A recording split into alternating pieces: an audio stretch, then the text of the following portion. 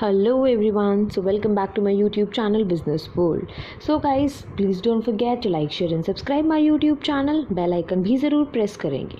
Guys last video में हमने बात करी थी कि व्हाट इज़ मेथड. ठीक है, हमने एक एग्जाम्पल के थ्रू समझा कि मेथड क्या है. Today we are going to discuss about the features of method. Fine. तो अगर आपको मेथड के बारे में भी पढ़ना होगा तो मैं डिस्क्रिप्शन बॉक्स में आपको लिंक प्रोवाइड कर दूँगी. आप उस पर क्लिक करके इजीली वो वीडियो वॉच कर सकते हैं. Guys first of all pervasive. देखो गाइज मेथड जो है वो परवेसिव है. परवेसिव वर्ड हमने बहुत बार यूज़ कर लिया और हमें पता है परवेसिव का मतलब होता है something which is required everywhere.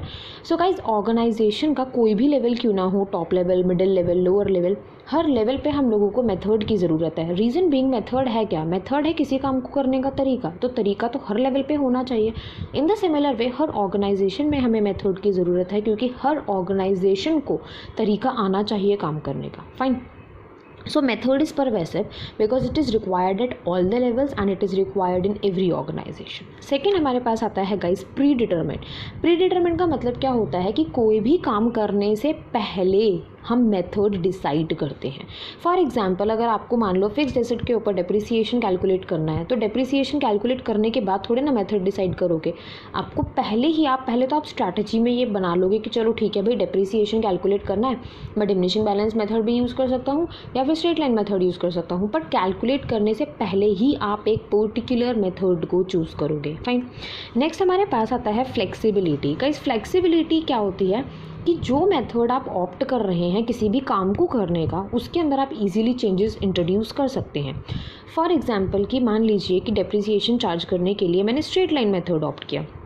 अब मुझे लग रहा है कि नहीं यार स्ट्रेट लाइन मेथड जो है ना वो ठीक नहीं है, मैं तो डिमिनिशिंग बैलेंस मेथड यूज़ करना चाहता हूँ या चाहती हूँ.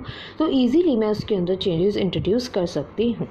नेक्स्ट हमारे पास आता है एफिशिएंसी. गाइस देखो अगर हमें एग्ज़ाम के लिए पढ़ना हो और हमारे पास एक राइट मेथड हो पढ़ने का, राइट तरीका हो हमारे पढ़ने का, तो ऑब्वियस सी बात है कि हम जो ऑब्जेक्टिव अचीव करना चाहते हैं वो हम कर पाते हैं. इन द सिमिलर वे गाइज जब ऑर्गेनाइजेशन के पास एक सही तरीका होता है काम को करने का तो उसका काम एफिशिएंसी के साथ होता है, मतलब ऑप्टिमम यूटिलाइजेशन ऑफ रिसोर्सेज के साथ होता है एंड साथ ही साथ सही तरीके की वजह से काम टाइम पे भी होता है. फाइन.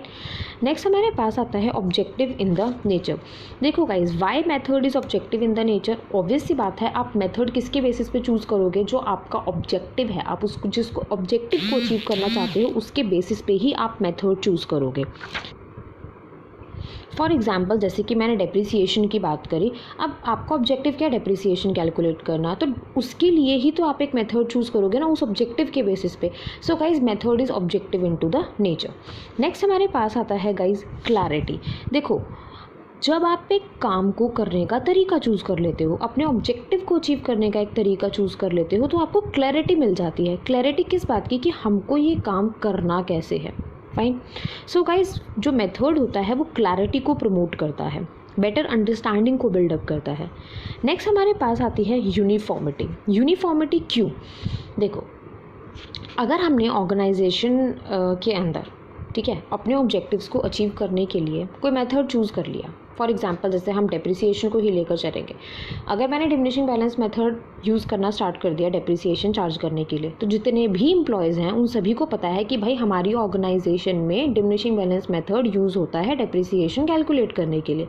तो ऑब्वियस सी बात है कि जितने भी एम्प्लॉयज़ होंगे जब आप उनसे डेप्रिसिएशन कैलकुलेट करने के लिए कहेंगे तो वो डिमिनिशिंग बैलेंस मेथड का यूज़ करेंगे, मतलब कि यूनिफॉर्मिटी आएगी. नेक्स्ट हमारे पास फीचर आता है गाइस स्टैंडिंग प्लान. देखो आपने एक बार मेथड चूज़ कर लिया उसके बाद आप उसको बार बार यूज़ कर सकते हो. ठीक है, जैसे मान लो कि मैंने डेप्रिसिएशन के लिए डिसाइड किया कि डिमिनिशिंग बैलेंस मेथड. अगर मुझे लगता है कि हाँ भाई ये मेथड परफेक्ट है तो मैं जितनी बार चाहूँ उतनी बार यूज़ कर सकती हूँ इस मेथड को. मतलब कि मेथड आपको एक बार बनाना है पर आप बार बार यूज़ कर सकते हो. Fine. So it is a standing plan. So guys ये आपके 8 फीचर्स हैं मेथड के. होपफुली आपको समझ आ गए होंगे. स्टिल कोई डाउट होता है कमेंट बॉक्स में आप मुझे कमेंट कर सकते हैं, वहाँ पर मैं आपको रिप्लाई कर दूँगी और आपको जो भी डाउट है वो क्लियर कर दूँगी. Guys please don't forget to like, share and subscribe. Thank you everyone.